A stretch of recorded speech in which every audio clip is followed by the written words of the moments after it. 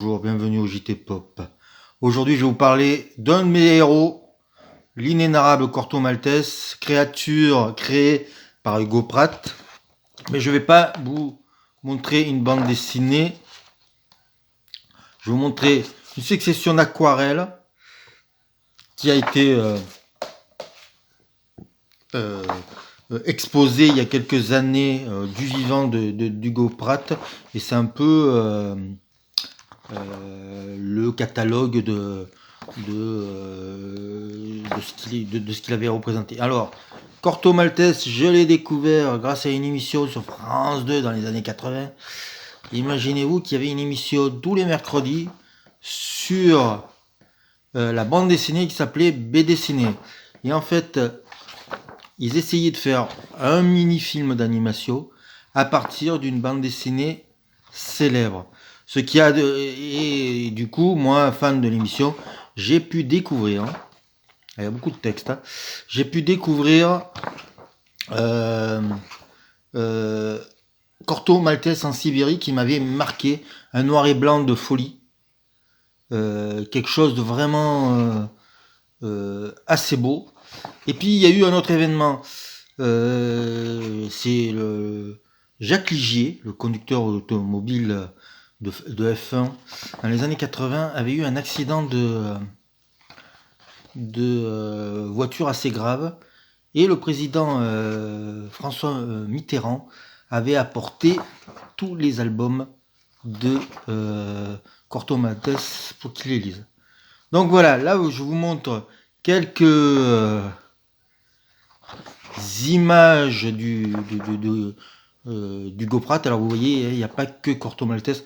J'avoue que j'ai très peu lu. J'ai lu des Sergent Kirk, mais j'ai très peu lu en dehors des aventures de Corto Maltese. Alors, Corto Maltese, il apparaît en second personnage dans Balade en mer Salée. Ensuite, il va faire quelques vignettes pour le magazine Pif Gadget, qui seront après mis bout à bout dans des albums spécial. Et puis il continuera de temps en temps à faire ce qu'on appelle des romans graphiques, puisque c'est toujours des albums longs chez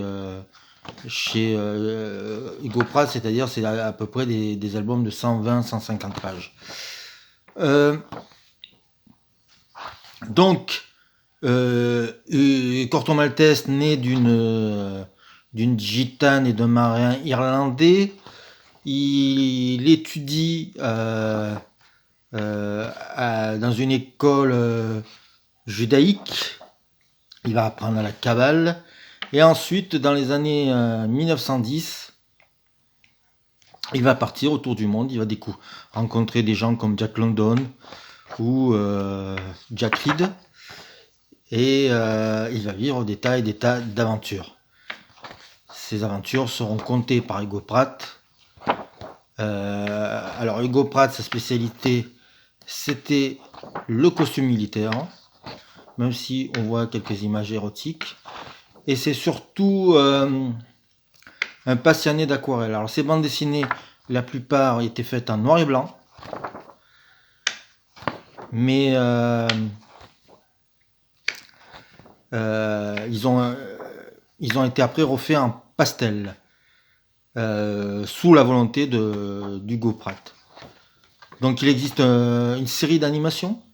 J'ai entendu que Frank Miller avait acheté les droits pour en refaire une autre série. Et parce qu'en fait, la bande dessinée est un canevas tellement fort qu'on peut y faire beaucoup d'interprétations. Et je pense que je comprends que beaucoup de gens essayent d'en faire leur chose. Actuellement, il y a des nouveaux albums de Corto Maltese qui sortent sans Hugo Pratt. Ça ne m'intéresse pas, parce que si on lit bien la bande dessinée, il y a une vraie fin avec l'album Mu. Franchement, je vous conseille de regarder le film d'animation Corto Maltese en Sibérie sur les arcades qui est formidable.